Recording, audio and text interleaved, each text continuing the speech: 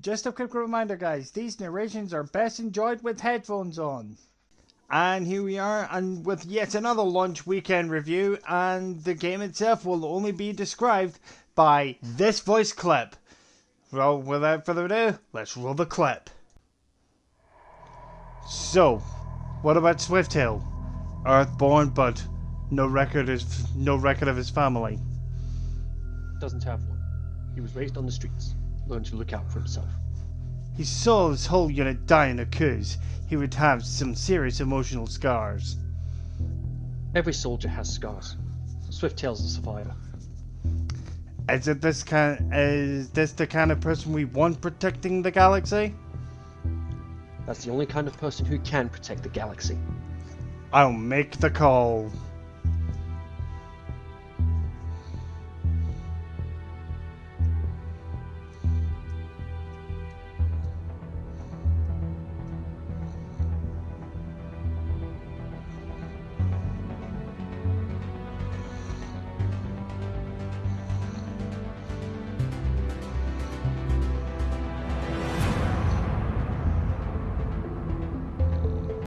Edmonton-based developer BioWare has been the titans of the RPG subgenre.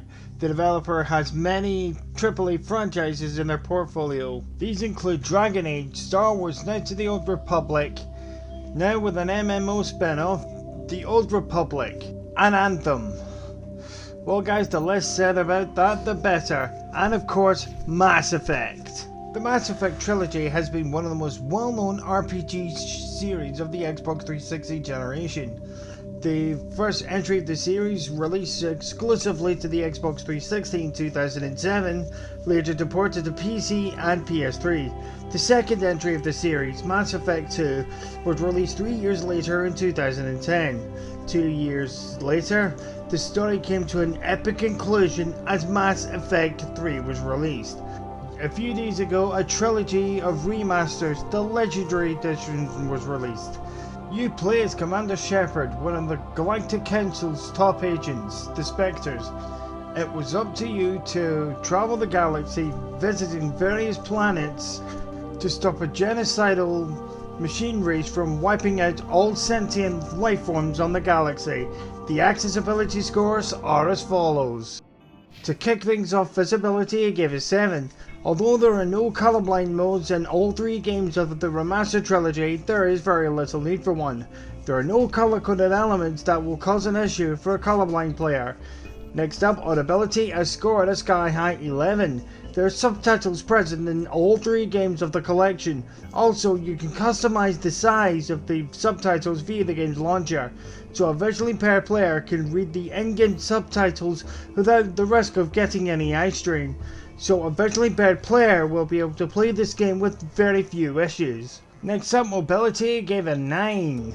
Let's start off with the negatives. In the console version, no legacy stick layout is present. Also, there are no alternate or customizable control options available. To make matters worse, there are no mouse and keyboard support. So if you're a mobility impaired player, you might want to give the console version a miss.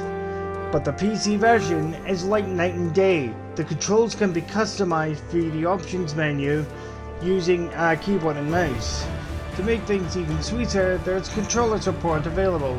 Similar to Sea Thieves, controller input and raw input from a mouse and keyboard can be used in a co-pilot fashion.